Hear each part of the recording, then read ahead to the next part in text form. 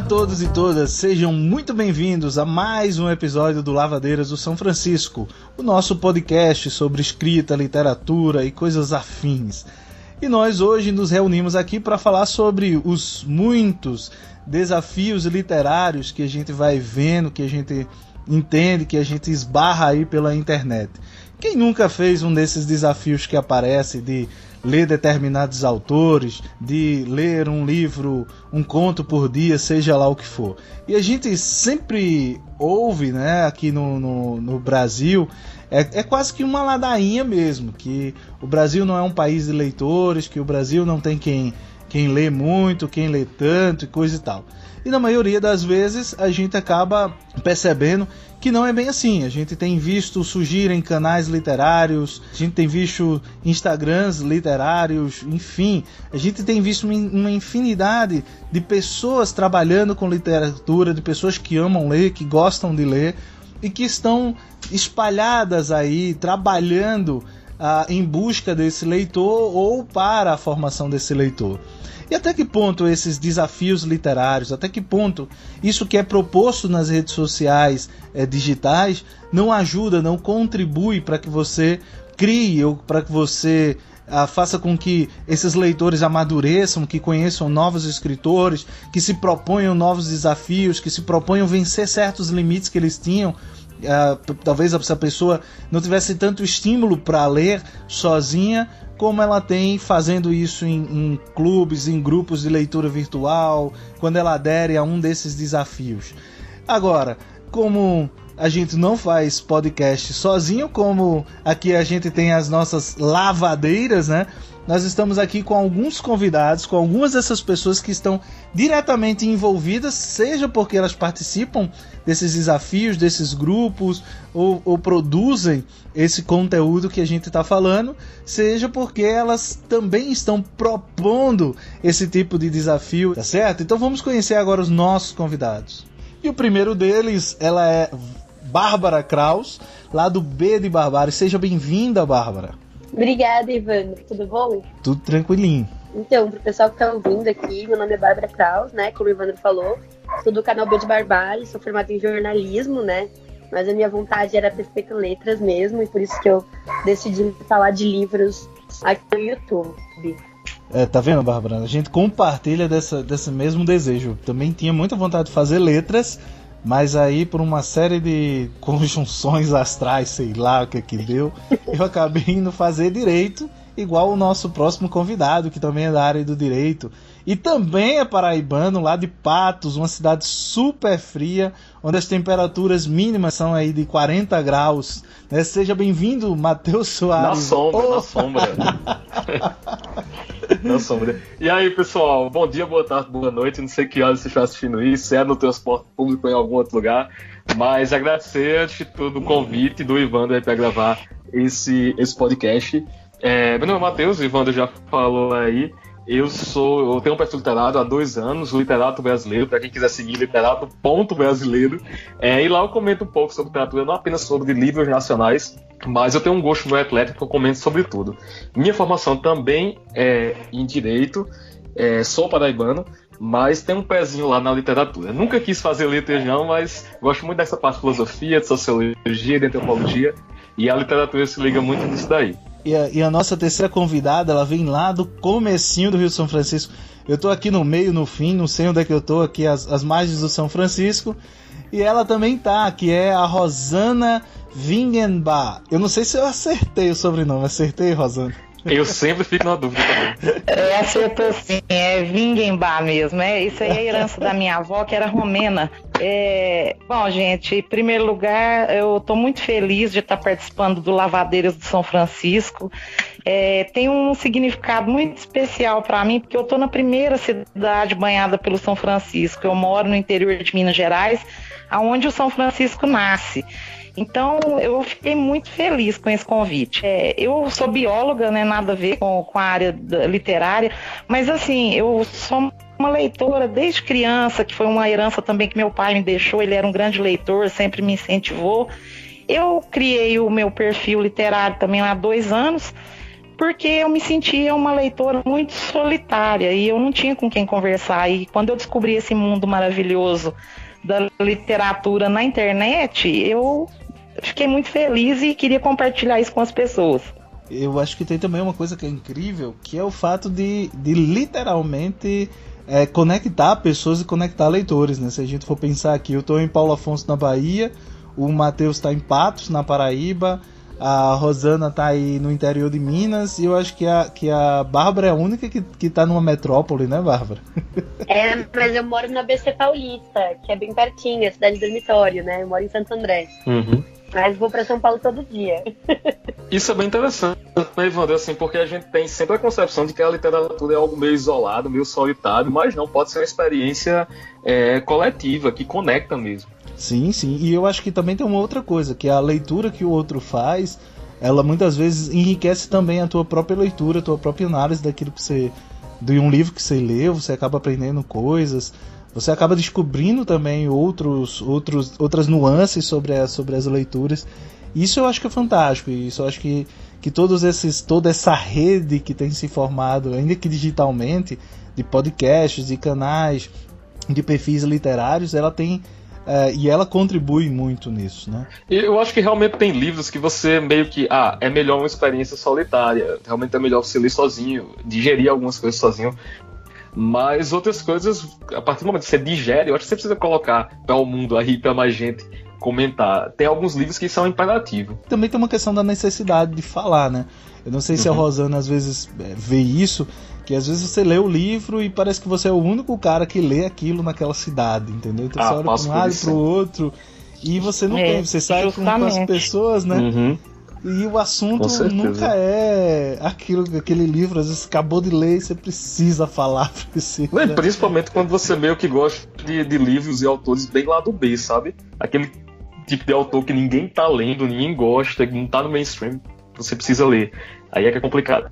Tem também uma questão do timing, né? Porque às vezes a gente acabou de ler e a gente tá com um nível fresquinho. E por mais que a gente tenha amigos que leem próximos da gente, nem sempre eles leram naquela mesma época. E aí eles leem depois, podem até vir falar com você e você fala, putz, eu não lembro direito dessa passagem. Pô, eu vou ter que ler de novo, vou ter que pegar o livro, né? Então essa é uma coisa legal da internet. A gente encontra pessoas que leem e que às vezes estão lendo o mesmo livro na mesma época.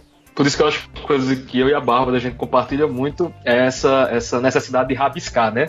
Que eu acho que quando acontece isso, assim, alguém leu o livro há 2 anos e você precisa comentar, você tem como pegar e rapidinho se inteirar da história, porque você fez rabisco, você rabiscou. Você tem anotações lá, flags que você marcou no livro. Então, querendo ou não, isso ajuda bastante a entrar na...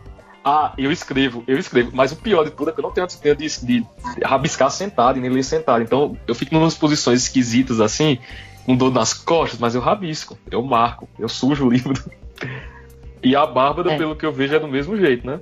Nossa, com certeza. Até porque eu acho que facilita depois, quando você vai conversar sobre o livro, né? Principalmente quando a gente fala dessas leituras conjuntas. Porque às vezes tem uma meta de páginas, né? A gente lê 15, 20 páginas para tal dia. E aí quando você vai conversar, você vai debater, você fala, mas onde que tava? Cadê aquela passagem? E às vezes para conversar é bom retomar, né? É bom citar como que foi dito no livro. Então fica tudo rabiscado ali. Eu queria muito, assim, eu invejo muito quem tem essa disciplina, sabe? Quem tem essa coragem. Eu, na maioria das vezes, os livros literários, eu não tenho a coragem de riscar. Os técnicos não, os técnicos eu risco todos, abisco todos, assim. Mas eu acho que eu devo colocar uns 40 mil post-its, assim, nos livros que eu gosto. Eu acabei de ler um romance... Você tem que pensar o seguinte, o post-it pode cair. O post-it pode cair, mas a marcação também é eterna. Isso é verdade. A gente vai convencendo, Matheus. Não, aqui... Eu sou daquelas também... Eu sou daquelas que não tem coragem de rabiscar o livro, porque eu troco muitos livros. Minha estante é muito rotativa, então eu prezo por não riscar para mim poder passar para frente. Eu precisei fazer um trabalho filosófico para entender o que significava rabiscar um livro, para poder ter coragem de rabiscar. Aí depois que eu me conscientizei que, se eu rabiscar o livro ele vai se tornar meu, aí começou a ser uma obrigação. Mas foi um processo. É um processo de apropriação. Exato, pronto. A palavra é perfeita. Eu acho que é exatamente isso. Acho que a questão é que a gente vê os livros sempre como uma coisa distante ou como uma coisa um pouco sagrada até, né? Porque ele detém um conhecimento. E a gente demora para conseguir desconstruir isso e entender que o conhecimento vai continuar lá, enquanto as letras estiverem todas lá, né? Que a gente pode dar uma rabiscada nele. E eu acho que é interessante que quando a gente escreve no livro, acaba se tornando um diálogo também. Porque eu não escrevo só coisas relevantes no meu livro, não. Eu coloco risada, eu faço corações em partes que eu gostei, sabe? Então acaba se tornando realmente uma leitura mais... Eu começo a participar mais da leitura. Pelo menos é o que eu sinto desde que eu comecei a rabiscar neles. Ah, a Bárbara falou uma coisa, eu também brigo. Eu brigo com os personagens rabiscando no livro. Eu coloco personagem detestável, sem nenhum problema do lado. Eu não gosto. Ah, coloco no começo, que babaca. Coloco. É minha oportunidade de brigar com o autor. Isso que vocês estão falando é interessante. Tem um livro do J.J. Abrams, não sei se vocês já chegaram a ver, o S, que é um livro que ele é todo fechado e tal. E quando você abre o livro, ele é um livro antigo de biblioteca, ele contém um mistério, né? E o que é interessante é que tem história lá do livro, que é o Navio de Teseu, esse livro que eles pegam emprestado na biblioteca. Mas tem um monte de rasuras das pessoas que foram lendo ao longo dos anos. Tem objetos deixados dentro, cartões postais. E vocês falando dessa experiência de apropriação do livro, me lembrou muito essa coisa do S, em que ao mesmo tempo você está lendo duas histórias. Não é só a história que está no livro, né, que tem todo esse enigma, toda essa coisa, todo esse mistério, mas você vai lendo paralelamente a história dos leitores do livro. E esses leitores muitas vezes eles trocavam ideias, porque como era um livro que era rotativo, estava na biblioteca, eles anotavam, deixavam recados, pistas de uns para os outros quando eles iam lendo o livro. Então é bem interessante. Acho que lembra um pouco disso que vocês falaram, acabou me lembrando essa estrutura do S, né? Que é essa experiência coletiva de leitura. E eu acho que é meio que um pouco o que os perfis e os canais e mesmo os clubes de leitura virtuais. Me ocorreu agora o do Humberto Conzo Júnior, né, que é o clube da literatura contemporânea, né, que todo mês eles leem um livro de literatura brasileira contemporânea, e aí me lembrou um pouco disso, dessa experiência. Alguns de vocês já passaram por esses clubes, já passaram por esses grupos de leitura coletiva. Esse aqui, o Matheus e a Bárbara, eu sempre vejo fazer essa troca. A Rosana, você já fez algum dessas leituras? A primeira leitura compartilhada que eu fiz em 2016 foi com o Humberto, foi Os Miseráveis. E depois disso, hoje eu participo de 3 grupos, que é o Clube do Livro Bacana, que é do Isaías, lá do Rio Grande do Norte, né, de Mossoró. Eu participo desse clube do Humberto, que a Bárbara eu sei que também participa. E eu participo de um grupo que chama Fanfarrões Literários, que a gente prioriza leituras alemãs traduzidas pelo Marcelo Bax. Então, uma vez por mês, o Marcelo Bax entra no grupo e a gente discute o livro com ele. Que bacana. Então, eu sou arroz de festa de leitura conjunta, viu? Porque eu quero participar de todas, aí algumas eu não consigo participar sempre, e eu participo intermitentemente, assim. O clube do Humberto Conzo, por exemplo, é um que eu já participei de diversas leituras. Ele até brinca comigo que eu só participo quando tem mulher autora, né? Eu só apareço lá com as mulheres. Eu vou participar do Isaías agora no mês que vem, com o livro da Scholastic Mukasonga. Eu tô fazendo o projeto do Dostoiévski Lindo, que é a leitura do Dostoiévski em ordem cronológica. Lendo Hilda em ordem cronológica também, que esse é projeto do meu canal mesmo. E a gente vai participando, Desafio Livrada, Desafio Literatura, esse Desafio Viajando. Eu tô em todos eles, assim. Eu já sou mais tímido para participar dos projetos. Eu demoro um pouco para escolher. Participo de alguns, tento dar conta. Já participei do Livrada algumas vezes. Tentei participar no passado do Dostoiévski Lindo. Vez ou outra eu pego um lá e participo um mês, participo outro, mas é difícil ter uma disciplina participando desses projetos, mas acho todos muito interessantes. Acho que os projetos que eu tinha destacado aqui para falar da minha pequena pauta, a Rosana e a Bárbara já falaram. Mas não, e a gente. Eu ainda vou participar do seu projeto, né, Matheus? Obrigado. Eu também, um dos livros, pelo menos, eu vou ler. Não, esse ano eu tô comprometido com o meu projeto, o Admirável Huxley Além, claro, e comprometido também com o da Camila Navarro, o Desafio Viajando, que eu achei muito bacana. É um desafio bem diferente e eu estou participando dele. Pelo menos até agora é o desafio que eu estou mais empenhado mesmo em participar. Eu tenho que confessar uma coisa, eu tento participar desses desafios, mas acabo... Enfim, eu sou muito indisciplinado para ler. Eu tenho o mesmo problema. E aí eu vou e passo um livro e começo a ler 8, 10 livros ao mesmo tempo. E aí depois eu abandono esses livros. Pra vocês terem ideia, eu tenho um livro que eu já estou há 2 anos com ele, que é A Trama do Casamento, do Jeffrey Eugenides. Que eu adoro o livro, mas eu não consigo ler. Assim, eu leio 10 páginas e paro e volto daqui a 6 meses. É complicado mesmo. Eu entendo. Eu acho que o único livro que eu consegui ler assim foi A Trégua, do Mário Benedetti, que eu li junto com o Marco Severo. É muito bom, por sinal, talvez um dos melhores contistas da atualidade, na minha opinião. Eu acabei de ler. O Marco, ele me enviou o livro dele. Cada forma de ausência é o retrato de uma solidão. Isso, exato. E gentilmente ele me mandou um cartão e me mandou de presente esse livro do Benedetti, A Trégua. E aí no cartão ele me convidava para que a gente lesse juntos. Era um livro do Benedetti que, apesar de ser um clássico dele, ele ainda não tinha lido. E a gente acabou fazendo essa leitura conjunta e foi bem legal. E lembrei de uma outra também, que foi O Som e a Fúria, que eu li com uma amiga de Goiás também. Mas assim, ela acabou que ela leu bem mais rápido que eu, então ficou uma coisa desencontrada. Mas essa do Benedetti a gente fez certinho, eu e o Marco. A gente lia o número...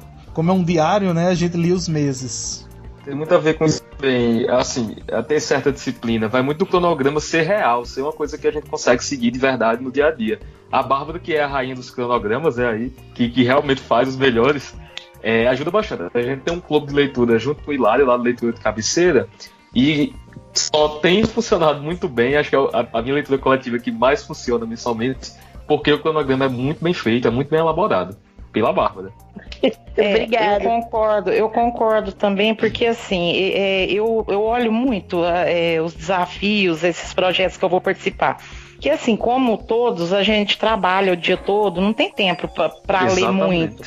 Então, eu pego só projetos que tenham poucas páginas por semana que eu consigo cumprir.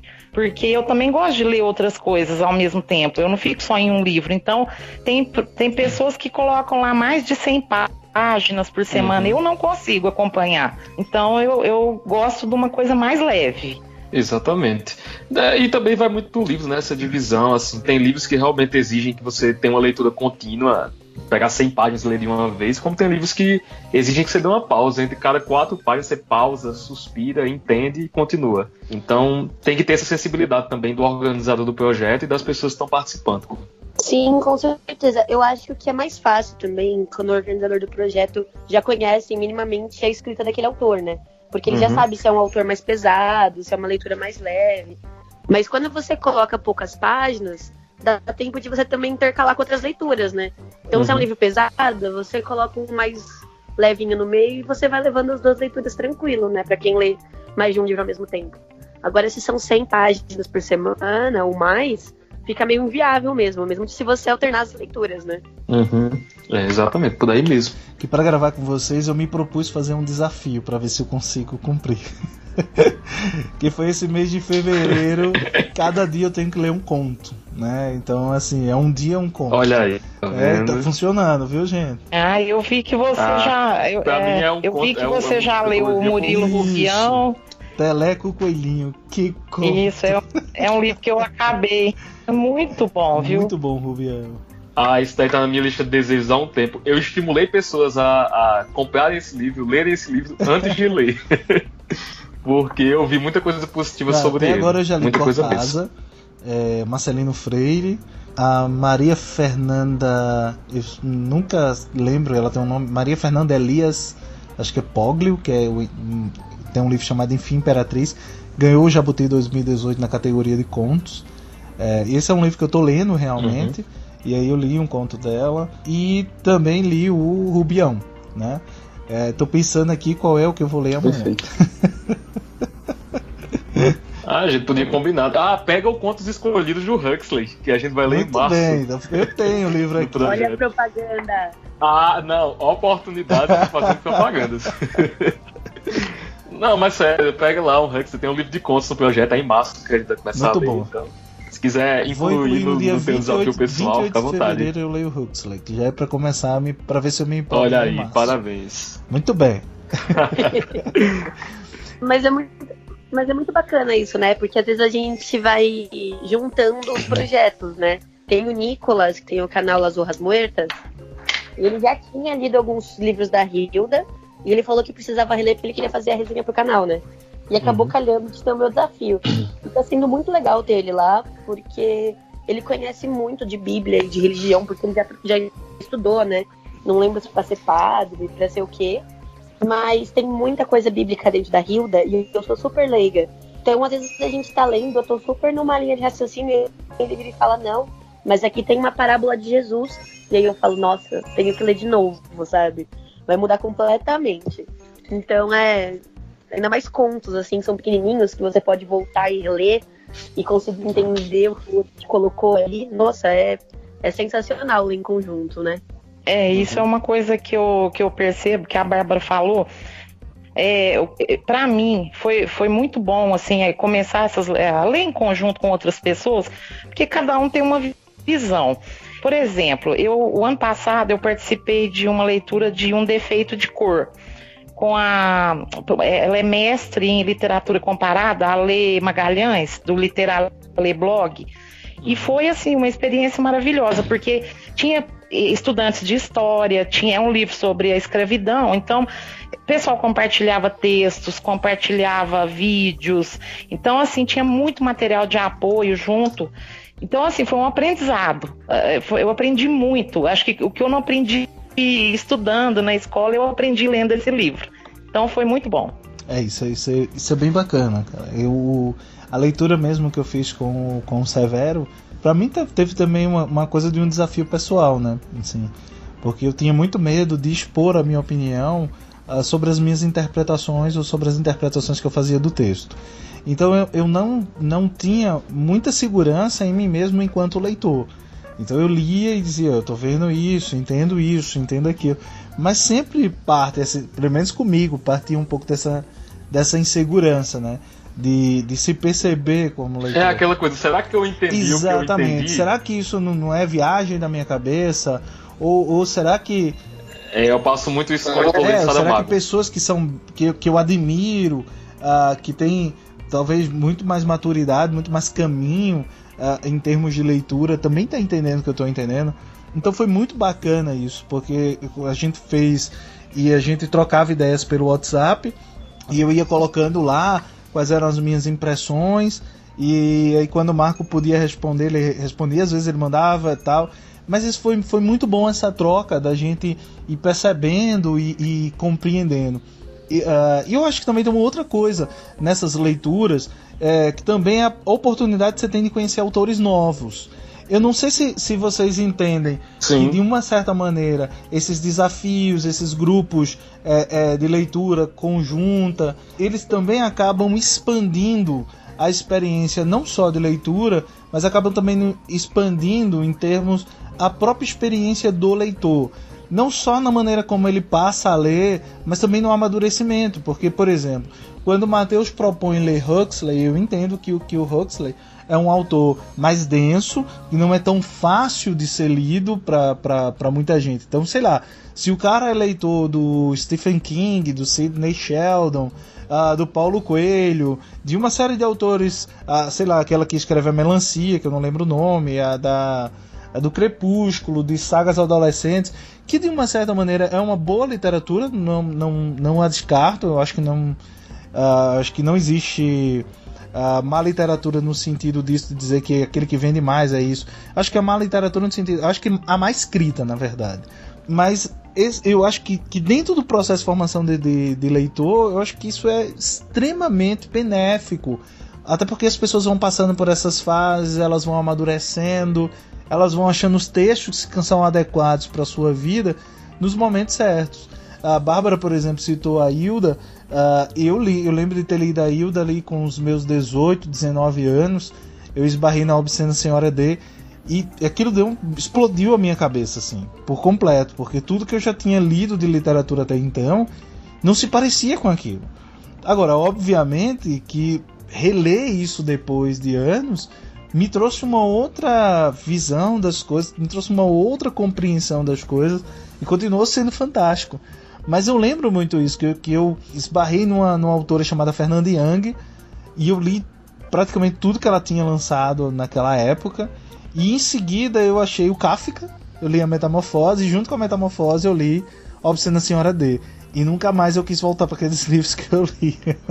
Então tem muito dessa experiência, eu acho, não só do livro, mas eu acho que talvez essa possibilidade de ler conjuntamente, essa possibilidade de desafios também contribua nesse sentido, para que você amadureça enquanto leitor, para que você continue nesse processo de formação, que eu acho que ele é contínuo, acho que não tem como você fugir disso. Então, eu concordo. E assim, eu fiz esses dias a minha lista pro Desafio Livrada. E aí eu tinha aqui em casa mais ou menos umas 9 categorias. E alguns eu tinha mais de uma opção, né? Então eu peguei sempre os mais fininhos. E aí me questionaram, falaram, mas você pegou os mais finos, assim, tá fácil. Aí eu falei, tá, mas o desafio é mais sobre os livros que eu não tenho. Porque os livros estão aqui, eu já leria de qualquer forma, eu já tinha eles aqui em casa. O legal são esses outros 5, 6 livros que eu não tenho e que eu não pensava em momento algum em ler. E que eu fui pesquisar, e que eu fui procurar, e às vezes categorias que eu nunca parei pra pensar que eu não tinha lido antes, né? Então, esses eu fico mais curiosa. E é com esses que eu quero perder mais tempo do meu ano, sabe? Porque acabam sendo descobertas mesmo. Sempre tem um espaço, um país, um tipo de escrita que a gente não conhece. E essa é uma parte maravilhosa da leitura, né? Pois é, entra naquele negócio que eu tava falando no início. A gente tem o desejo de ler autores e histórias bem diferentes, assim, que não estão sendo tão divulgadas, não estão sendo tão abordadas. E aí, às vezes, você pega um livro desse que tá meio que esquecido, não tá mais sendo editado, você tem um trabalho de ir atrás dele num sebo aí, e você encontra, às vezes, experiência maravilhosa, que você quer repartir com muita gente, mas infelizmente não pode. Hoje com o Instagram, hoje com o Facebook, hoje com o YouTube, e eu acho que a motivação de muita gente aqui, a gente consegue repartir um pouco dessa sensação de encontrar um livro perfeito, que infelizmente muita gente não dá tanta atenção. Justamente, tem hora que, até eu acho por influência das editoras, né, que distribuem livros para esses perfis literários, então é sempre, a maioria dos canais é sempre livros iguais, a gente não vê muita coisa diferente. Acaba que até em projeto, Rosana, a gente tem 1 milhão de projetos do Guerra e Paz, 1 milhão de projetos dos Miseráveis, 1 milhão de projetos do Em Busca do Tempo Perdido. Mas eu acho que vem disso também. A maneira como o projeto ele é desenvolvido pelo organizador conta muito. Isso mesmo. E por isso que eu gosto tanto do canal do Humberto, porque o Humberto ele garimpa novos escritores da literatura nacional. Então a gente não fica vendo sempre a mesma coisa, né, que a gente vê em todos os canais, né? Então, mas eu acho engraçado isso. O Matheus acabou de tocar na ferida, porque eu gravei essa semana o convite para a leitura do Proust, de Em Busca do Tempo Perdido. Mas eu acho que também vem de às vezes, um medo nosso de ler alguma coisa sozinho, sabe? Quando eu li Obscena Senhora D da Hilda, eu achei super difícil. E aí, quando eu peguei a prosa completa, eu falei, gente, eu não vou ler isso sozinha, não. Sozinha eu não consigo. E aí, quando as pessoas se juntaram e se comprometeram a ler ali comigo, eu me senti mais segura. E quando a gente leu, e aí muitas coisas ninguém entendeu, e a gente voltou e foi várias vezes no livro, isso pelo menos me deu uma compreensão que sozinha eu não conseguiria ter. E acho que é isso que eu também busco com o Proust, sabe? Até porque eu acho muito bacana essa ideia de deixar documentado um pouco da minha leitura. Porque é uma leitura muito complexa. Então eu posso voltar nela um dia. Ver o material que eu produzi durante a leitura, sabe? E se for acaba como sendo uma evolução do rabisco, né? Sim, porque pra mim eu não faria eu não escreveria tanto, né? Eu não faria tantos detalhes só pra mim mesma. Então, já que eu vou fazer um conteúdo, então eu vou colocar aí pro pessoal participar junto, né? O que é muito legal, né? Porque você pega os comentários mesmo, você encontra às vezes coisas maravilhosas quando você posta uma resenha, né? Que dialogam também, mesmo sendo uma obra que você já terminou a leitura, já fez resenha, mas os comentários também funcionam isso aí. Você imagina numa leitura coletiva o impacto que tem na experiência, né? A Rosana tocou num ponto que eu também queria tocar com vocês, que era um pouco disso. Vocês não acham que essas repetições, enfim, que ficam também, de uma certa maneira, mas acaba pasteurizando, assim, acaba ficando tudo, homogeneizando muito os canais, esses desafios, e aí acaba sendo mais um, entende? ao invés de ser algo que de uma certa maneira desperte e agregue, acaba sendo só um amontoado de coisas que se repetem, títulos que estão ali sempre se repetindo e coisa e tal. Mesmo quando a gente vê alguns desafios que eu acho, por exemplo, bem interessantes, eu vi o do livro Bacana, eu achei super interessante, que era coisa de ler brasileiros, mas quando você vai vendo também muitas vezes as escolhas parece que são sempre aquela meia dúzia de autores contemporâneos e tal, e você não explora outras coisas. Eu acho que é do livro Bacana que ele propõe que você leia um autor do seu estado, não é isso? Não sei se alguém está fazendo. E eu achei isso fantástico, porque muitas vezes a gente não conhece nem a literatura que está sendo produzida dentro do nosso próprio estado, né? Certeza. Eu e a Bárbara, a gente começou um projeto, né, em setembro, o Patriotismo Literário. Foi um desafio fotográfico, na verdade, ao longo do mês de setembro. Uma das categorias é justamente um autor de cada estado, de cada região, né, Bárbara? Nordeste, acho que é de cada região. E aí a gente percebeu que da região norte, quase ninguém sabia. Quase e ninguém tinha lido. E Centro-Oeste. Acho que foram duas regiões lá que a gente percebeu que o pessoal não conhecia. Então mostra como uma iniciativa como essa do livro Bacana, pelo que você está falando, né? É essencial. Sim. Você conhecer um autor do seu próprio estado.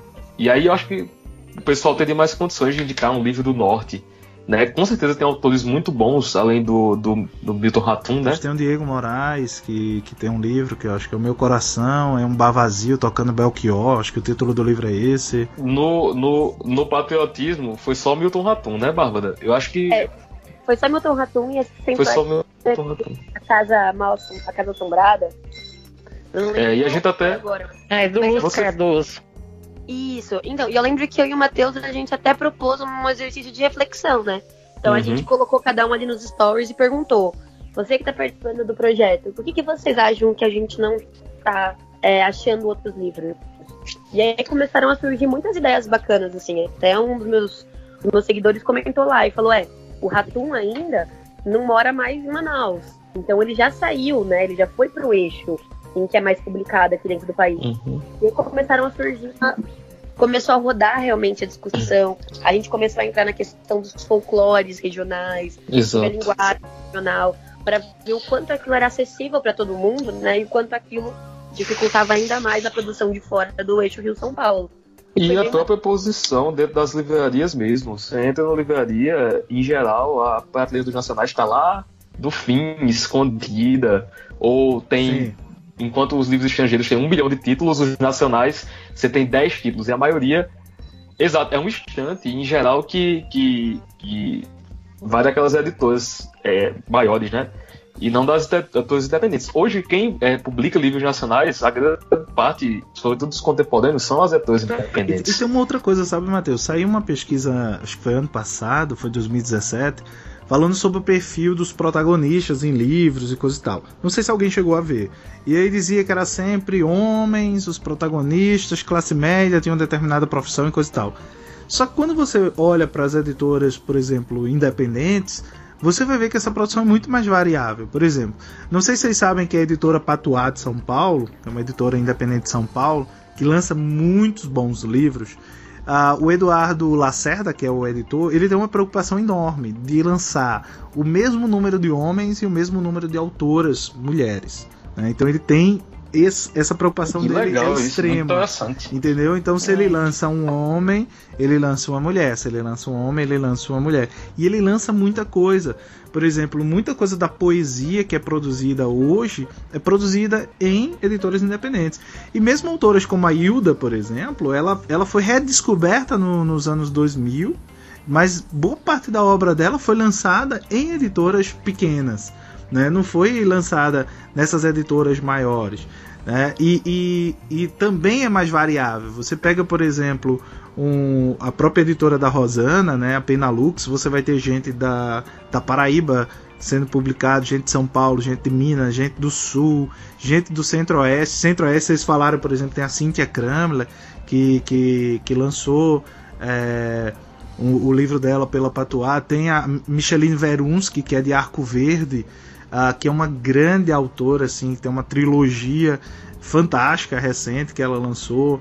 Então, ou seja, você tem gente produzindo coisas, mas muitas vezes você precisa garimpar. Às vezes eu sinto falta um pouco disso, desses canais, e aí óbvio que há exceções, obviamente, ter esse cuidado de garimpar também, de achar essa nova literatura que está sendo produzida. Mesmo clubes como, por exemplo, Leia Mulheres, eu sempre acompanho, e em várias cidades e vou observando isso, você vê sempre os livros se repetindo. Acho que praticamente todos eles leram um conto da Arraia. Todos eles leram o mesmo livro da Conceição. Pois é, o papel também das leituras coletivas é divulgar, né? Acho que é isso que você está tentando dizer. Sim, também sim. É divulgar os autores. Não é só ler por ler e ler porque todo mundo está lendo, né? É mais uma ideia de ter uma finalidade aí, uma função social, né? A gente que é do direito gosta dessa expressão. Tem uma função social.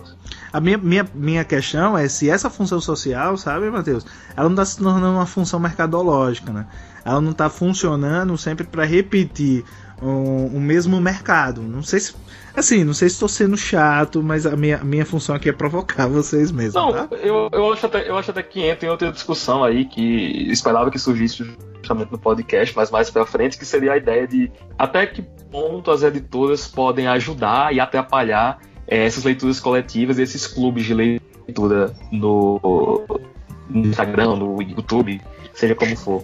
Então, eu acho muito curiosa essa provocação, porque algumas editoras, por exemplo, a Companhia das Letras, né?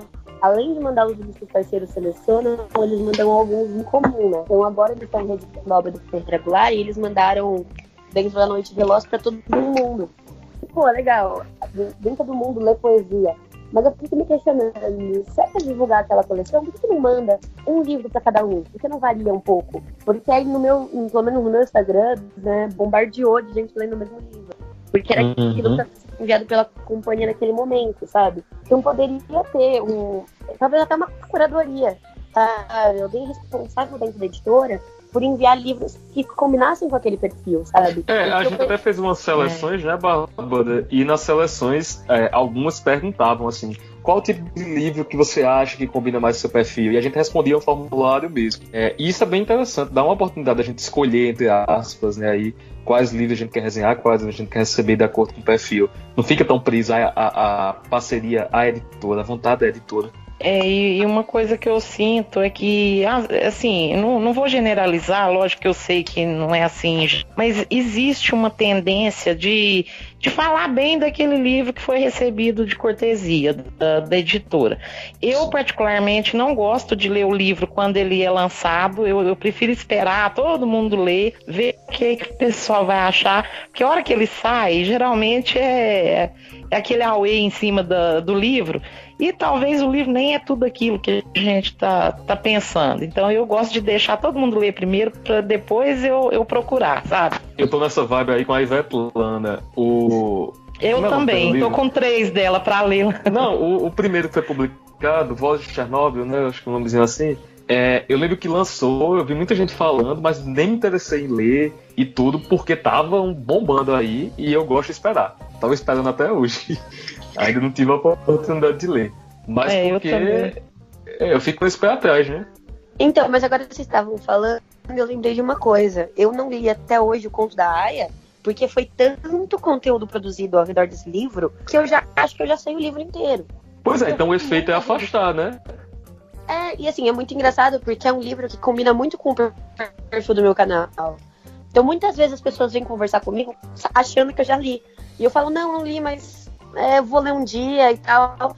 E o pessoal pergunta, não, mas por quê? E eu falo, cara, eu acho que eu já sei tudo. Foi um hype muito grande. E é interessante porque, assim, depois a Roku foi fazer vários livros da autora. Teve a série da Amazon do Vulgo Grace. Teve a continuação do Conto da Aia e não se falou de mais nada. Então é engraçado, porque, tipo, todo mundo gostou muito de O Conto da Aia. Eu vi todo mundo comprando outros livros, comprando a continuação, vendo a série do Vulgo Grace, vendo a série da Conto da Aia, mas não teve o mesmo hype, não teve a mesma sensação. Pois é, aquela história, né, de confundir o consumo literário com a experiência literária, né? É porque tem uma onda também. As pessoas começam a conversar, elas encontram muitas pessoas que gostaram, e às vezes a sensação é que elas gostaram até mais do que realmente gostaram, né? E não que o livro não seja bom. Às vezes foi a sensação que fez elas acharem que o livro foi tão bom. E talvez isso seja bacana nos clubes, né? Você tá lendo com todo mundo e você encontrar pessoas que gostaram tanto quanto você, talvez te façam se incentivar a ler mais daquele autor ou daquele gênero, né? Mas com relação ao mercado, isso acaba sendo ruim, porque a gente acaba ficando preso às coisas que a gente já leria de qualquer forma, né? Exatamente. Outro ponto aqui que eu acho que merece a gente tocar é que existe uma quantidade grande de projetos e formas de abordar esses projetos, né? A gente tem projetos centrados num único autor, projetos centrados num gênero específico, né? Então isso também dinamiza bastante essa questão das leituras coletivas. Não sei se vocês concordam comigo, mas eu vejo que tem projeto de literatura nacional, projeto de determinado autor, então dinamiza muito. Uma coisa até que foi questionado, que eu coloquei uma pergunta lá no Instagram, foi como assim, segurar, né, esse público dentro dos clubes, dos grupos de leitura, né? Eu acho bem complicado, porque eu já participei de leituras coletivas que a própria pessoa que propôs a leitura abandonou o livro. Meu Deus. Então eu já vi muita coisa assim. Eu acho que para dar certo uma leitura coletiva, o grupo tem que ter a mesma sintonia, querer, ter vontade de ler aquela obra, né? Porque não é fácil. Às vezes você pega um calhamaço aí de muitas páginas, chegando à metade, um monte de gente já desistiu. Então, se não tiver uma dinâmica, tiver alguma leitura de apoio, alguma conversa por fora daquela leitura que leve a outros livros, eu acho difícil também segurar um pessoal lendo uma obra por muito tempo, né? Então, sabe o que eu percebo também? As pessoas terem um pouco de receio de estarem erradas, que é uma coisa que eu acho muito complicado na literatura, porque raramente você vai estar errado. Eu acho que tudo que você consegue tirar do livro e você tem base nele para justificar, é uma interpretação correta. Não importa que não foi o que o autor quis exatamente dizer, não importa que não foi o que todo mundo achou do livro. Se tem base no livro, é uma interpretação que ela é válida. E agora, nessa leitura da Hilda, que é um pouco mais complexa, eu percebo que muitas pessoas que estão lendo, que eu vejo nos stories, que eu acompanho, que estão falando que estão lendo, na hora da discussão se sentem um pouco intimidadas, porque a outra pessoa entendeu melhor que eu, ou entendeu de outra forma, então obviamente eu tô errado. E eu acho que esse é o balanço mais difícil, assim, de mediar uma leitura. Porque daí eu fico tentando puxar essas pessoas, falar, não, coloca aqui com a gente, vamos conversar. E geralmente, as pessoas, quando elas saem dessa parte da timidez, elas acrescentam muito a leitura, porque é um ponto de vista diferente só, né? Então eu acho que esse é o mais difícil, né? Quando o pessoal tem vergonha. Exatamente. E eu acho que esbarra no que o Evandro tinha falado mais cedo, né? Aquela velha história. Será que eu entendi o que eu entendi? Ou será que eu fui além, misturei uma história com a outra, misturei uma coisa que eu acho com uma coisa que estava escrita? É o receio que todo leitor tem e que os grupos de leitura ajudam, né? A gente vê que não é bem assim. Qualquer interpretação, como a Bárbara disse, desde que conforme o texto, desde que esteja realmente lá, é válida. Não, vocês estão me fazendo lembrar de uma situação muito engraçada aqui no grupo do Livro Bacana, né, no clube. Olha, eu gosto de conversar com mineiro, porque mineiro sempre tem uma história para contar. E essa é engraçada, porque eu não sei se vocês já leram A Máquina de Fazer Espanhóis, do Walter Ugumãe. Sim. Eu ainda não. Tô em débito. Então eu tô com medo até de dar spoiler aqui, mas foi muito engraçado, porque aí a gente leu e todo mundo foi comentar o livro, marcamos a data e tal, beleza, né? E todo mundo comentando. De repente chegou numa parte lá, eu vou dar um spoiler aqui, ó. Tem a Dona Marta no livro, a Dona Marta morreu. Aí um virou e falou assim, mas peraí, a Dona Marta morreu de quê? Aí o outro já começou. Spoiler, né? Aí morreu de quê? O outro já começou. Não, peraí, mas teve essa cena assim. Ela levou uma livrada na cabeça. Ela morreu da livrada ou ela morreu de morte natural? Não, meu Deus do céu. Esse foi o spoiler. Nossa! E aí. Tem que respeitar esse spoiler, viu? Mas é muito engraçado, porque é uma das cenas. E aí, o que acontece? E não chegamos a conclusão nenhuma. Então, eu falei que a gente vai ter que encontrar com o Walter Ugumã e perguntar pra ele, porque ninguém sabe do que a Marta morreu. Cada um pensa uma coisa. Então, é o que a Bárbara falou. Às vezes eu pensava de uma forma, outro pensa de outra, e isso agrega, né, a discussão. Então, eu não acabei de ler o Quarto de Giovanni com o Matheus e o Hilário, do Leitura de Cabeceira, e no prefácio tinha um spoiler, porque no começo do livro já diz que o Giovanni foi preso e ele vai ser morto. A primeira página do livro fala isso. E aí, no prefácio diz o crime que o Giovanni cometeu, e eu não me atentei. Aí quando chegou na hora, eu mandei mensagem: gente, eu preciso que vocês leiam, porque eu preciso comentar com vocês. E aí eles leram, e vocês viram que o Giovanni fez isso, e todo mundo falou: Bárbara, está no prefácio. Você leu o prefácio com a gente, Bárbara. Você sabia que isso ia acontecer. Aí eu falei: mentira. Aí eles me mandaram foto do prefácio, a parte que falava isso. Eu não por isso que eu não leio mais orelhas, não leio mais prefácios, e tenho sérias restrições a ler pós-fácios se por acaso houver uma continuação do livro.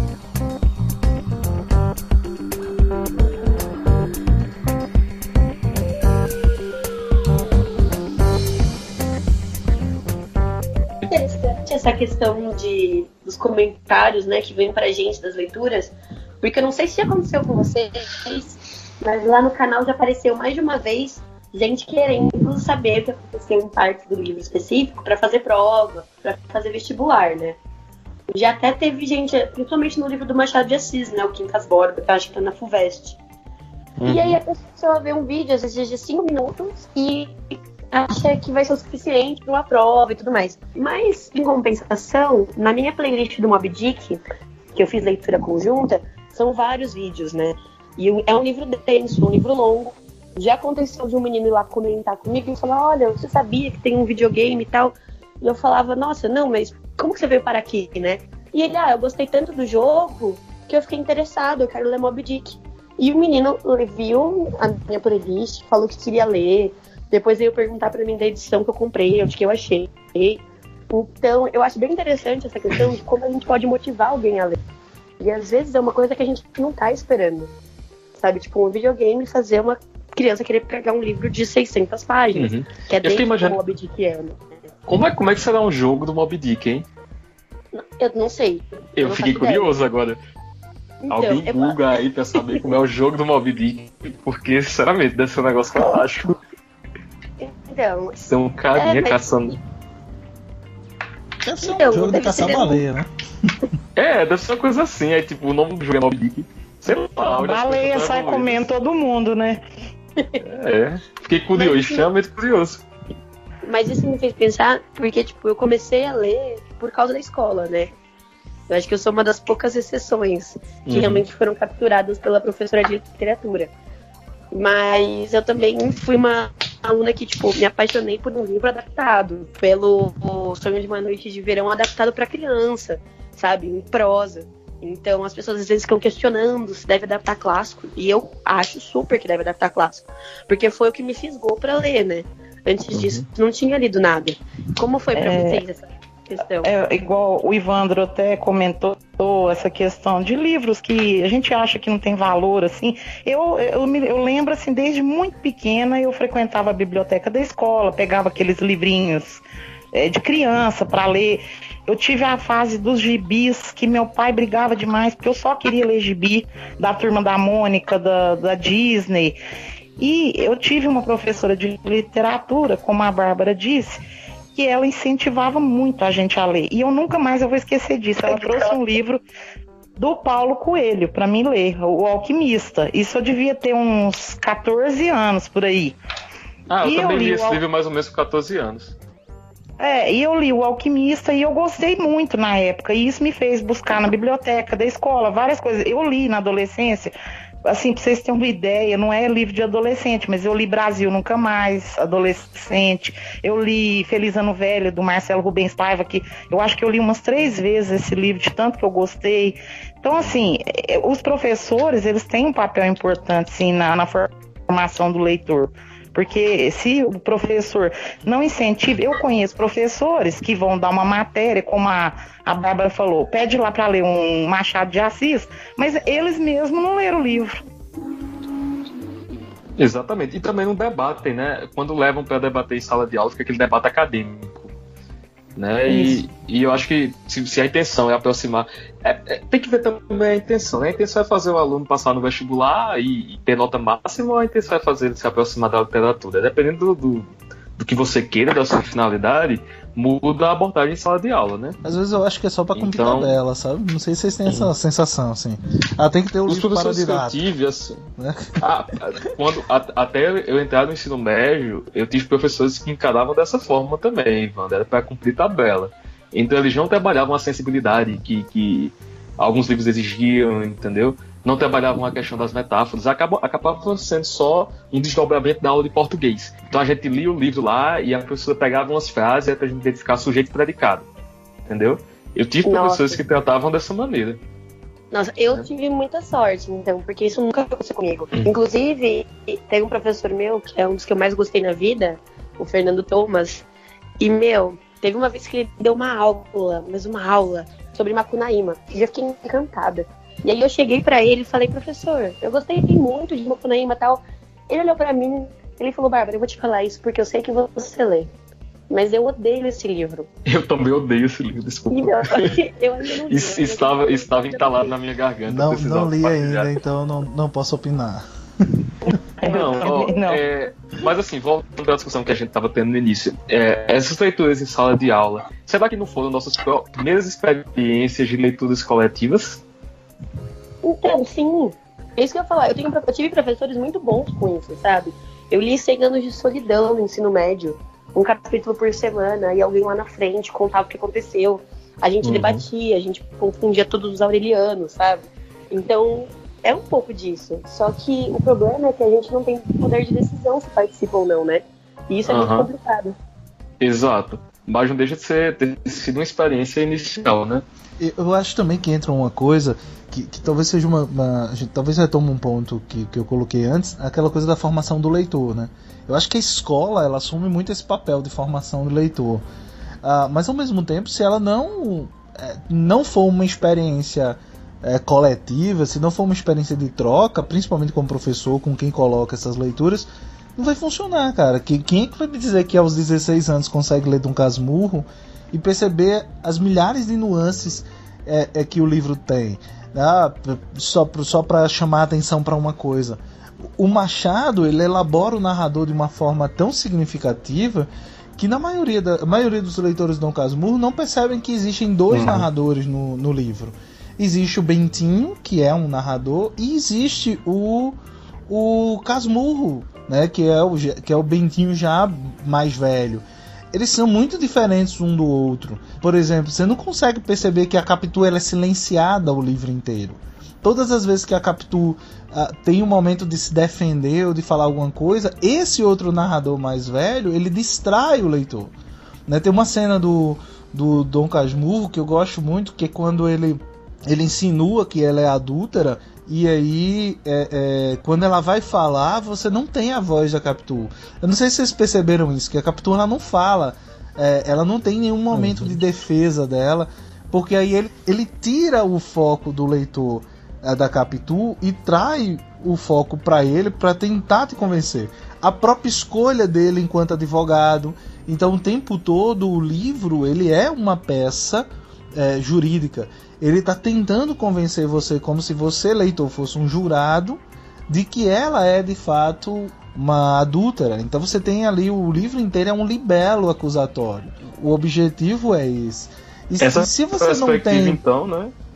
Se você não tem alguém que vá te instigando enquanto um leitor de 16 anos, e aí pensando, foi a primeira vez que eu li Dom Casmurro, isso passa despercebido, ou na maioria das vezes vai se tornar um livro chato, né? Eu não sei. A experiência da Bárbara eu achei fantástica, assim, quem dera ter lido 100 Anos de Solidão no ensino médio. Comigo não rolou. Então, e é muito interessante o que você falou, porque a gente brinca muito, né? Virou uma grande piada da literatura brasileira essa Capitu traiu o Bentinho. Mas quando a gente lê o livro, a gente entende que é uma manipulação da narrativa. E eu acho que isso é uma coisa que não é trabalhada. E aí que me dói muitas vezes quando as pessoas falam, Lolita é sobre um pedófilo e é um livro romantizado. Calma, gente, não é. Só que muitas vezes esse livro não é colocado na escola, né? Mas esse livro é dado para um leitor que não lê nada e que ele confia 100% naquele narrador, né? Como a gente às vezes acaba confiando 100% no Bentinho, no Dom Casmurro. E por que não fazer uma leitura que vai para outras áreas? Porque a gente conversa em sociologia sobre a manipulação do discurso pelos grupos dominantes, a gente fala na história sobre como são os vencedores que contam a história. E por que não pegar um livro de literatura e explorar isso? E mostrar, olha, é o Bentinho que tem a pena na mão, é ele que está escrevendo, né? Mas não se aprofunda. Outra coisa bacana nessas leituras coletivas é isso, né? A gente tem uma formação intelectual, profissional diferente que influencia na maneira como a gente enxerga uma obra. Então, é legal a gente perceber isso também. Eu sou advogado, a Bárbara já é jornalista, a gente tem uma noção diferente de quando enxerga, quando pega como Assombrações do Carnone que a gente está lendo agora. Com certeza a gente está debatendo coisas que tem a ver com essa formação também. Eu tenho muito costume de olhar pelo lado psicológico dos personagens, né? Então, às vezes, eu super grifo uma parte e escrevo, olha, Complexo de Édipo. E aí tem um amigo meu que é historiador e que ele não. Ele faz toda uma contextualização histórica, sabe? E ler com ele é muito gratificante. Porque nenhum de nós dois nunca interpreta pelo mesmo lado. A gente sempre pega outro viés, né? E aí, quando a gente junta, forma uma história muito mais complexa. Eu também acho muito legal. A gente lá no Clube do Carnone, a gente tem um jornalista, um advogado e um psicólogo. No quarto de Giovanni, acho que só o que a gente teve foi discussões centradas exatamente nisso, cada um com sua perspectiva. Agora, mudando um pouco o foco, como é que vocês encaram a atividade de vocês enquanto produtores de conteúdo e lidando com a literatura? Vocês acham que vocês também têm uma relevância nessa formação do leitor? Como é que vocês enxergam isso? Na experiência que vocês tiveram, esses desafios que são propostos, esses clubes de leitura, qual é o tipo de feedback que vocês têm, né? Ou mesmo pessoalmente, de descobrir, se vocês já descobriram algum autor nisso, enfim, como é que vocês lidam com esse outro lado? Vocês acham que também tem que ter essa responsabilidade? Porque muitas vezes a gente também quer colocar sempre um determinado peso nas coisas que são feitas na internet. Então, eu criei um Instagram literário, ou mesmo aqui um podcast, ou um canal no YouTube. Então, parece que as pessoas também querem agregar um peso, né? Uma data responsabilidade. Então, você tem que fazer isso. Então, você tem que garimpar as editoras menores, você tem que ter uma preocupação com o leitor. Ora, bolas, as pessoas não querem fazer nada disso. Esse tem que é que eu acho que é um tanto quanto incômodo. Eu não sei se isso em algum momento pesa para vocês na experiência de vocês. Como é que vocês lidam com isso? Acho que a Rosana agora também está experimentando talvez um outro lado, que é o lado de ser autora, de ser publicada por uma editora independente. Como é que você vê isso, Rosana? Olha, quando eu resolvi criar o perfil literário, eu sempre tive na minha cabeça o seguinte: bom, eu não sou formada na área, eu não sou crítica literária, eu sou uma leitora, e eu coloco ali o que eu senti lendo aquele livro, né? Eu posso dizer o seguinte, que essa experiência de compartilhar as leituras, as minhas impressões, tudo com os grupos, com as pessoas, me levou a escrever. Porque eu não tinha intenção de escrever. Eu lia muito, eu conversava muito, mas até a questão de escrever partiu do meu marido, que começou a insistir muito para me escrever, e eu comecei a estudar, comecei a entrar em contato com autores, com editoras, comecei a entrar nesse mundo. Então isso também me influenciou, porque se eu não tivesse um perfil literário, se eu não convivesse com essas pessoas, que hoje eu fiz muitos amigos assim, né, nesse meio literário, então se eu não convivesse com essas pessoas, talvez eu nunca teria escrito um livro. Então, assim, eu acho, para mim, é gratificante compartilhar essas experiências e Só que assim, eu não coloco um peso, assim, uma responsabilidade. Por exemplo, eu não posto resenhas, tal dia da semana. Eu leio o livro, eu tenho tempo, eu leio, eu vou lá e coloco. Eu não crio essa...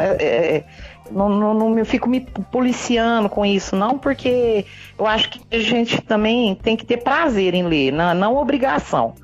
Então, eu acho que assim, a minha opinião é de que eu faço isso por prazer, por hobby, não para querer seguidores ou para querer ser famosa por causa disso. Não penso assim. Não sei o que os outros pensam sobre isso, né? Vai, Matheus, que a minha resposta é mais burocrática, deixa ela por último. É mais burocrática? Nossa, agora eu fiquei curioso. Eu comecei o perfil porque eu não tinha com quem conversar sobre livros. Ninguém aqui próximo de mim lia, pelo menos não as coisas que eu lia. E aí eu terminava a leitura, colocava na estante e ficava por isso mesmo. E eu comecei a perceber que não era isso que eu queria. Eu queria falar sobre livros, eu queria terminar a leitura e ter alguém para dizer o que eu gostei, o que eu não gostei. Eu não aguentava mais brigar só dentro do livro, como eu falei inicialmente, fazendo os rabiscos. Eu queria brigar fora dele também, quando possível. Então, eu criei o perfil. Já fazia uns 2 anos, tive alguns percalços aí. A Bárbara sabe, acompanhou o acontecido do ano passado, com o perfil, enfim, uma série de coisas. Mas, graças a Deus, está tudo ok, funcionando. E estou postando as resenhas. Antes nem tinha resenha no perfil. Antes o que eu postava era um comentário geral aí sobre o livro e deixava a cargo do pessoal vir no direct para conversar. Porque para mim a ferramenta que mais é útil no Instagram é o direct. Você postar a resenha é legal, ter os comentários é interessante, mas o bacana mesmo é o pessoal ir lá no direct e dizer: eu gostei de tal coisa. Você desenvolver uma conversa e desenvolver uma amizade. Foi assim que eu conheci muita gente. É assim que eu tenho amigos agora em São Paulo, Rio Grande do Sul, até em Manaus tem gente conhecida. E eu mantenho o perfil também por isso daí. A questão dos seguidores é legal, porque você está levando conteúdo que você acredita, conteúdo que você faz para mais gente, mas não é a coisa mais importante. Do mesmo jeito, a parceria com as editoras facilita muito na hora da gente consumir livro, na hora da gente resenhar coisas. É uma coisa muito benéfica, desde que não abordasse você, desde que não prenda você. Mas é positivo. Porém, o determinante para mim é ter esse contato, tanto em relação ao intercâmbio de ideias literárias aí, das experiências, quanto em relação ao intercâmbio pessoal, de experiências que você tem na sua vida com pessoas que têm vivências completamente diferentes da sua.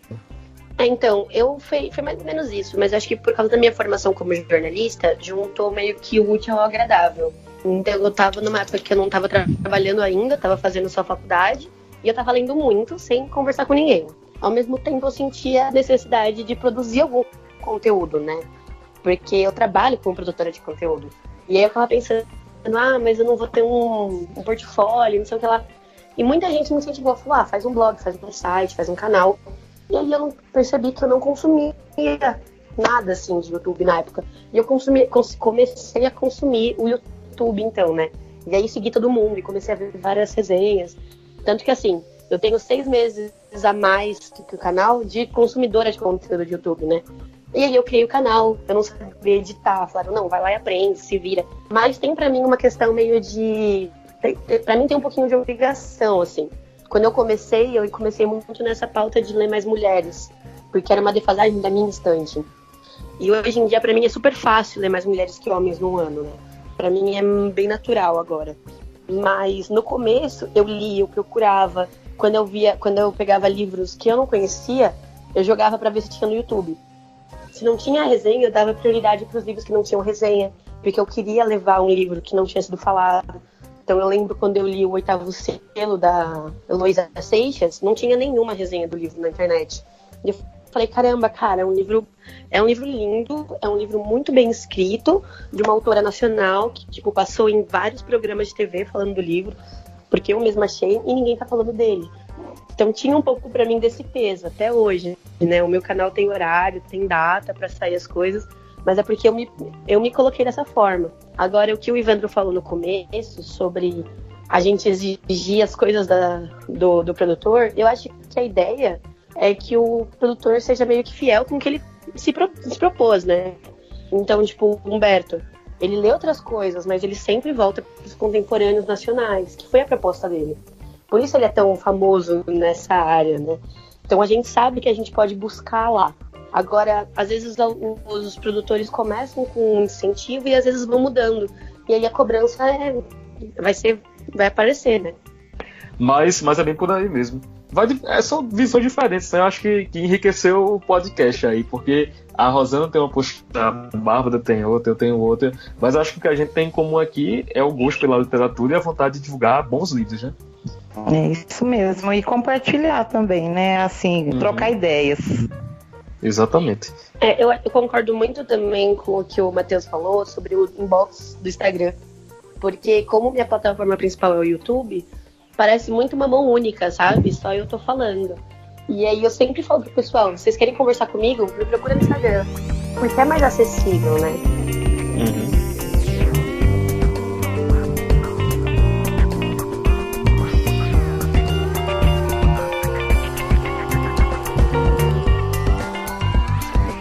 Se teve uma coisa que foi muito esperada pra mim, que me emocionou muito com o canal, é que tinha eu não sou muito próxima da família do meu pai.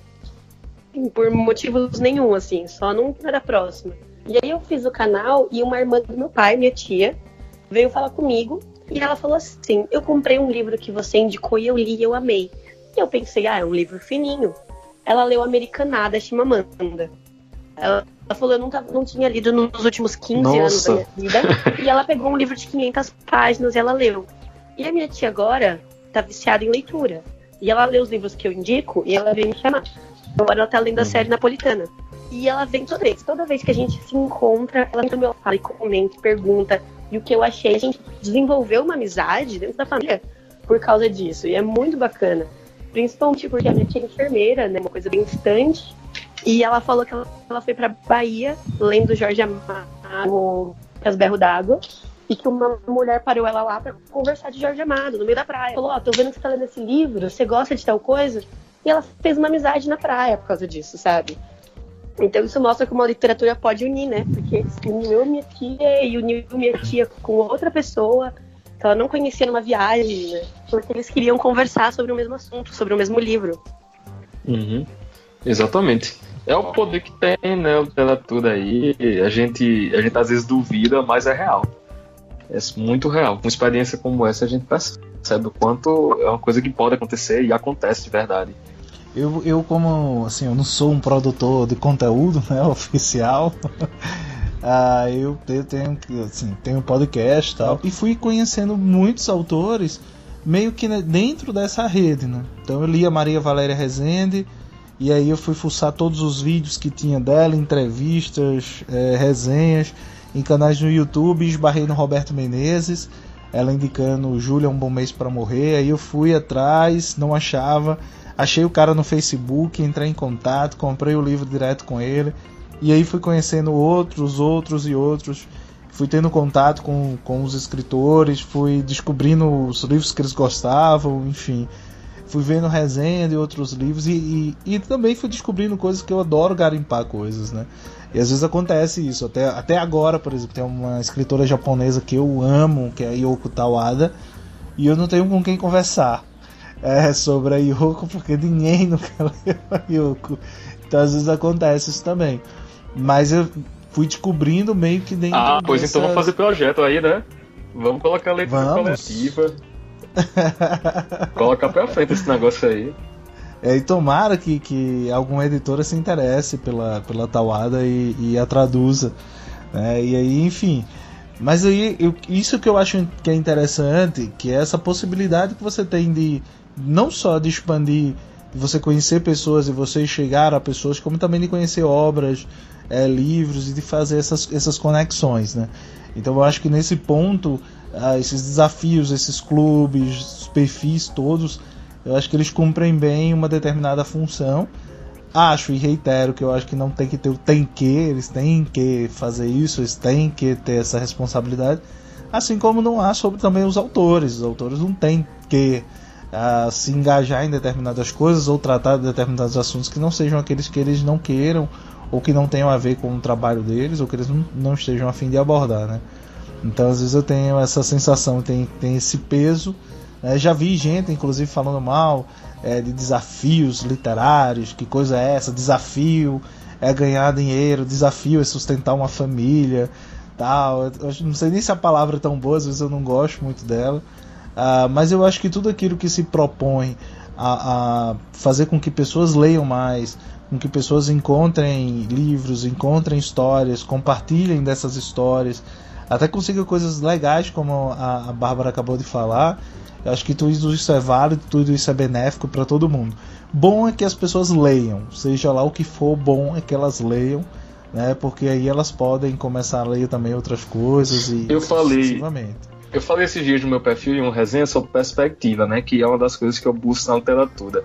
E é uma coisa que só ela proporciona. Perspectiva para você enxergar a sua própria vida, seu entorno, as pessoas que estão ali do seu lado. Garante uma possibilidade de empatia, e tudo isso é tão necessário nesse século que a gente está vivendo, de tanta mudança, de tanta inconstância. Então a gente precisa realmente ter isso aí, perspectiva. Então, gente, eu acho que, assim, como tudo tem que acabar, né? O papo tá ótimo, mas ele tem que acabar. Esse podcast não vai ficar gigantesco. Você coloca um efeito sonoro assim, que coisa. Né? Aquela coisa que enjoa. Mas assim, eu gostaria que vocês dessem dicas de leituras, projetos, desafios, né, já que a gente está falando sobre isso, e falassem também um pouco sobre os perfis de vocês, sobre os canais, a Rosana, que falasse aí sobre o livro dela. Por uma questão de ordem alfabética, começarei com a Bárbara. Bárbara, fale aí da sua barbárie, né, dos seus projetos e coisa e tal. Então, eu tenho o canal B de Barbárie no YouTube e o Instagram, @B de Barbárie. Ninguém teve essa ideia antes, então eu consegui o arroba certinho, né? E como eu falei, o meu canal ele acabou sendo muito voltado para literatura não só produzida por mulheres, mas como também de não ficção sobre feminismo, né? Então o pessoal tá acostumado lá a de repente eu apareço com teóricas, né? E muita gente vem por causa disso. Então eu acho que esse é o foco principal do conteúdo que eu produzo, mas acaba tendo bastante diversidade, sim, em muitos países, pessoas brancas, negras, estou à procura de autores indígenas agora também, para diversificar bastante o tipo de produtor que vai lá pro canal, né? Acho que é isso. E aí, qual é o desafio que você recomenda? Se alguém está querendo começar um desafio, alguém está querendo ler, se organizar, qual seria o desafio que você... Eu vi que você está aí... Eu vi teu vídeo agora do Livrada, do Desafio Livrada, e vi que você faz parte de milhares de outras coisas. E dentro dessas coisas aí, o que você diria assim, então, que seria bacana? Primeiro a gente faz o nosso jabá, né? Se alguém quiser ler o próximo livro da Hilda com a gente, em março a gente vai ler o Pequenos Discursos de um Grande. Tá sendo bem bacana ler Hilda, porque ela é uma autora muito complexa aí. Então todo mundo tem alguma coisa a acrescentar para ela. Mas dos desafios que não são meus, eu acho que eu vou um pouco com o da Vicky mesmo, Dostoiévski em Ordem Cronológica, porque eu acho muito bacana ter o acompanhamento da professora, né, a Raquel Toledo. Então a gente tem uma aula a cada mês. Então muita coisa que a gente não sabe, que a gente não entende às vezes da biografia do autor, é colocado ali. E isso enriquece muito a nossa leitura. Bárbara, eu queria te agradecer muitíssimo por ter aceito o convite, ter batido o papo com a gente. Espero que a gente tenha a oportunidade de você voltar mais vezes. Recomendo que todo mundo consuma aí o que é produzido pela Bárbara, é sempre muito legal.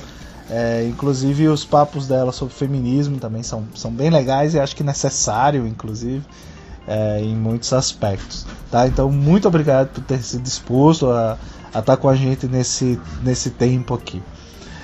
Matheus, o que você diz aí, né, para Huxley e Allen? Bom, pessoal, queria agradecer ao Evandro pelo convite para gravar o podcast. É a minha primeira experiência com podcast. Diferente da Bárbara, eu não tenho um canal no YouTube, então é só um Instagram literário, por enquanto. @literato.brasileiro, fazer a propaganda certinho, né? Então sigam lá. No perfil eu discuto muita coisa, não é como o da Bárbara, que é mais centrado em tema específico. No meu é o que eu estou lendo, é um diário de leituras aberto. A finalidade é realmente conhecer pessoas, fazer amigos e divulgar a literatura que eu acredito. E é isso, com o projeto Admirável Huxley Além, a proposta é que a gente conheça a obra do Huxley publicada no Brasil, além do Admirável Mundo Novo, que é o livro da distopia clássica que todo mundo conhece do autor, mas tem outros livros. A gente leu em janeiro agora o Também o Cid Morre, vai ler agora em fevereiro o Porta da Percepção, e assim a gente vai. Não é uma leitura em ordem cronológica, então a gente vai ler um livro publicado em 1900 e pouco e outro em outro período, então não tem tanto esse rigor. Em relação ao projeto que eu indico, eu estou participando do Desafio Viajeando, da Camila Navarro, mas eu queria indicar para vocês o Clube do Viagem no Livro, que é bem bacana, e ele junta vários produtores de conteúdo aí, tem Instagram literário, como o Darwin Oliveira de Seleção Literária, como o Dalton Valentim, lá do Ser Linguagem, tem também a Angela Nati, lá do Ao Sol no Quintal. Então é um clube bem legal, que tem várias obras e estão sendo lidas ao longo de 2019. Acho que entraria na categoria de desafio, um pouco, mas eu acho que esbarra muito no que também a Isa faz, né? Que é uma leitura com uma mediação profissional. Muito bom, Matheus, obrigado, cara, por ter aceito. A gente tá sempre trocando ideia aí. Com certeza. Matheus. Tô sempre acompanhando aí o Matheus e valeu mesmo, cara. Foi muito bom ter você aqui. Pra uma primeira vez, eu acho que você tá bem, sabe, expert, assim, bem profissa. Nossa, olha aí, já vou... Nossa, tá vendo? Já ganhei o dia, vou mudar de profissão. Seja bem-vindo. Olha aqui. Rosana Wingenbach. Eu amei esse sobrenome. Chega bonito de dizer. Então, queria te agradecer também. Diga aí o que você... Passe aí a receita dessa sopa de pedras, Rosana. Então, eu tô lá no @Rosana_Wingenbach. Eu também, como o Matheus, eu leio de tudo. Eu leio clássicos, eu leio nacionais, contemporâneos ou não. O que me der vontade de ler, eu tô lendo. E coloco lá um pouquinho das minhas impressões. Estou agora com o Sopa de Pedras, que foi recém-lançado pela editora Penalux.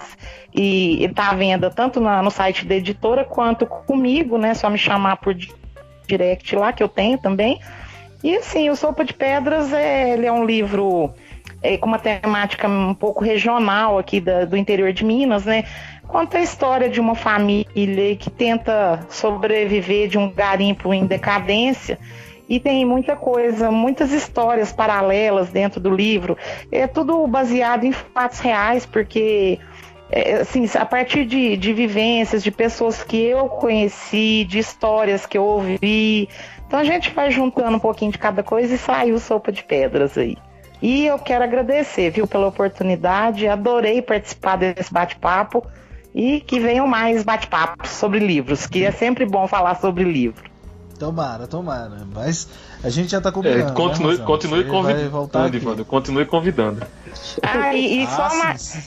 Só mais uma coisa, Ivandro. O pessoal falou aí dos desafios. Eu vou indicar o projeto do livro bacana, que ele é bem assim aberto, né? Você escolhe o livro que você quer. E a minha escolha para livro lançado em 2019, que é uma das categorias do projeto, vai ser o seu livro. Eu quero ler ele porque foi lançado agora, então já vai entrar no projeto. E não vai se arrepender, viu? Porque é uma leitura muito boa, livros muito bons. Vou dizer a mesma coisa que eu disse para o Ivandro. Você tem que escrever um romance. Tem que escrever um romance, viu, Ivandro? Um romance maior. Aquele conto 360 tem que se desenvolver. Não, e eu vou falar uma coisa pra você. Você pode pedir um cachê lá pra Moinhos, porque, eu li janeiro o Marcos Severo, o mês que vem eu vou ler o Judas no Paiol, eu vou ler o Bem-Venidos e vou ler o seu. 4 livros no ano, tudo num projeto só. Eu tenho que ganhar uma comissão da Moinhos. Olha aí. Natan, você que está ouvindo isso, Natan, entre em contato com a Rosana. Natan, que é o Natan lá que é o meu editor, o editor lá da Moinhos. Mas a Moinhos, assim, tem feito também um trabalho muito bacana. Tem muitos títulos maravilhosos. Os livros do Marco Severo são incríveis. A Mulher Faminta, do Tiago Germano, Glitter do Bruno Ribeiro. Gente, vocês não leram esse livro. Ele é uma loucura. Alguém tem que parar o Ivandro. Uma loucura. O Ivandro, quando começa a fazer indicações de nacionais, ele não para. Uma vez a gente tava conversando, ele fez um bookshelf tour, mostrou a estante toda, livro bem arrumadinho no plástico, e foi só mostrando. E não faça mais isso, porque minha lista de desejos aumenta quando você faz esse tipo de coisa. E eu não tenho condições financeiras de arcar. Mas é isso, tem muita indicação bacana. E sigam lá, vez ou outra ele aparece indicando alguma coisa nos stories. Bacana mesmo. Eu tô tentando fazer o desafio aí do livro bacana. Era pra ter lido agora o livro da Isabel Quintierre, que é um livro que eu tô muito desejoso de ler, um livro de contos, chamado A Colmana, que é de uma editora chamada Editora Escaleiras, que é uma editora de João Pessoa. E a Isabel é uma autora de contos de realismo mágico, né? E só que o livro esgotou e tá para sair a nova tiragem, estou esperando chegar o meu para poder ler, mas eu fiz lá a listinha e aí a minha tentativa é esse de fazer lá. Livros para sair em 2019 eu tinha colocado um outro, que era o do Marco Severo, que sai, mas eu vou ler também o Sopa de Pedras da Rosana, que tá vindo, e aí vou aproveitar para ler também. A gente lê 2 lançados em 2019, não tem problema. O do Marcos também eu quero ler o próximo. Que são contos de amor. O Marcos já tinha me falado, acho que quando ele lançou o outro, ele já falou que estava trabalhando isso, que eram contos de amor, e eu já estava super curioso para ler. O Eduardo Sabino, que também é um autor aí de Minas, é um contista de mão cheia de Nova Lima, né? Tem o Naufrágio Entre Amigos, que é um livro delicioso. Também está preparando um livro novo. Esse eu estou também bem atento assim para quando sair. Se pode fazer pedido aqui, eu quero que o Marcelo Maluf escreva o dele também, porque só a Imensidão Íntima dos Carneiros foi muito pouco para mim. Mesmo. Ele tem um livro de contos, Bárbara. Não sei se já leu o livro de contos dele? Ele tem um livro de contos também. Eu tentei comprar na Amazon e não consegui. Eu falei com ele falou, putz, eu não tenho mais físico. E eu enchi o saco dele já, mas... Quando mais um dia parei. Eu lerei. A Imensidão Íntima tá aqui na minha estante pra ler já há algum tempo, e eu não sei porque que eu não li ainda. Mas como leia, eu vou... Eu adiei essa leitura por um ano. Aí a Bárbara foi lá e me mandou. Aí eu fiz a leitura. O último que eu li assim, gente, foi surpreendente. Foi o Como Ficar Podre de Rico na Ásia Emergente, do Mohsin Hamid. É um livro, acho que 2014, mas é fabuloso. Ele é um livro de autoajuda, né? O livro é todo escrito como se fosse um livro de autoajuda. É sensacional, um romance. Pode-se dizer que é um romance de formação. Ele acompanha. Opa, eu ouvi romance de formação. Isso, ele acompanha a trajetória de um menino da infância até, enfim, a morte dele.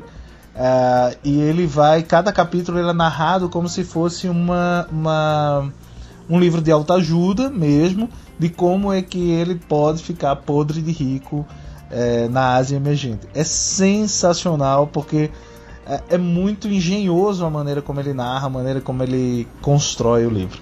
Mas assim, já que é para falar de desafios, e aí eu queria fazer um desafio. Existe um livro que eu me deparei ano passado, que é um livro antigo, e aí eu queria desafiar todo mundo que está ouvindo, e talvez vocês estão aqui se interessarem também, que é de uma autora chamada Dinorah do Vale, e é um livro chamado Vestido Amarelo.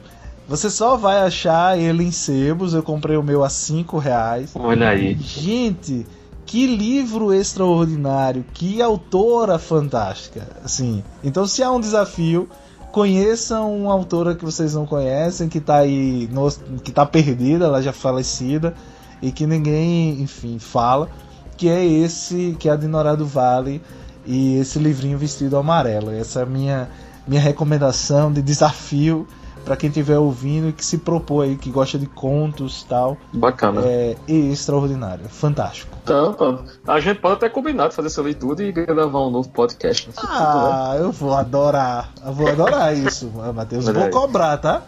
Claro. Vou te desafiar, vou cobrar. Vamos, então vamos. Já tá marcado. Voltaremos depois aqui para fazer a leitura, para fazer os comentários sobre Vestido Amarelo. Aí o Clube Wander Menezes, né? Ah, garoto, gostei desse negócio. O Clube das Lavadeiras. Pode ser, quem sabe. Por que ficar só no podcast, né? Por que ficar só no Instagram literário? A gente tem que ocupar tudo. Tem que ocupar tudo. Temos que dominar o mundo. Gente, muito obrigado mesmo. A você que nos ouviu até aqui também, o nosso muito obrigado.